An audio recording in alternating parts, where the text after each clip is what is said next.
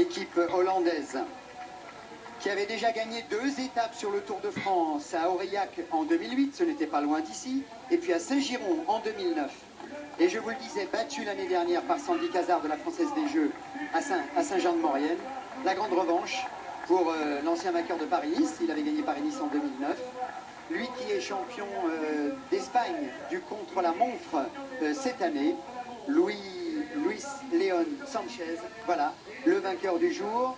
Il faisait partie de l'échappée de 5 hommes avec Thomas Voeckler, Sandy Cazard, donc Juan Antonio Flecha et Johnny Hogerland. Et c'est Sanchez qui a gagné. Ils sont arrivés seulement à 3 à Saint-Flour, vous le savez, après cet accident, une voiture donc qui a renversé Johnny Hogerland et Juan Antonio Flecha, qui est un comble, parce que c'est vrai que l'ensemble des véhicules, et en particulier France Télévisions, nous faisons très attention, obsédés par la sécurité, tout au long de ce Tour de France, ne jamais prendre aucun risque pour gêner la course.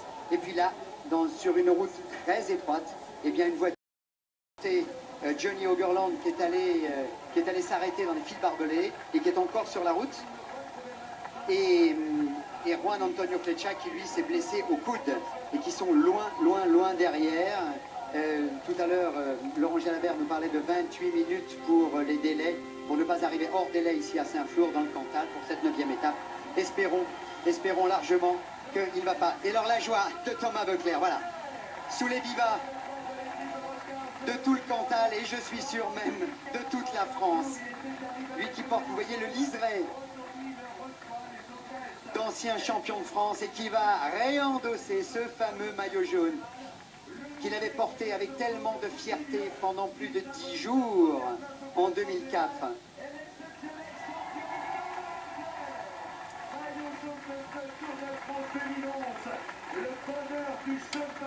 Un peu de silence, juste les applaudissements et juste cette beauté formidable de ce garçon qui montre sans arrêt du panache. C'est vrai que depuis le début de ce tour, il n'a pas arrêté d'attaquer Thomas.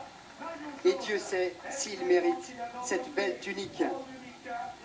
Salué par Raymond Poulidor.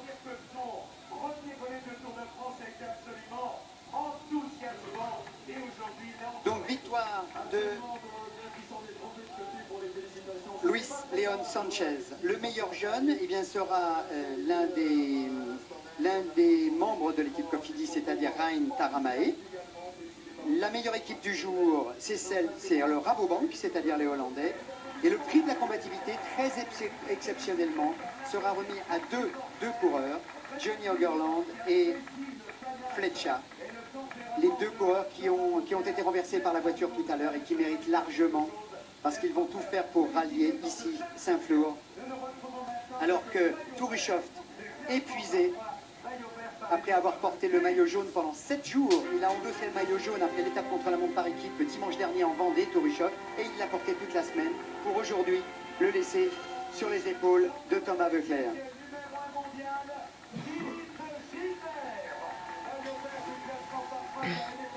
Le maillot vert sur les épaules, il le conserve puisqu'il a terminé 4e de cette étape. Philippe Gilbert, le Belge, le numéro 1 mondial au classement mondial avec son triplé extraordinaire dans les classiques belges, c'est Philippe Gilbert.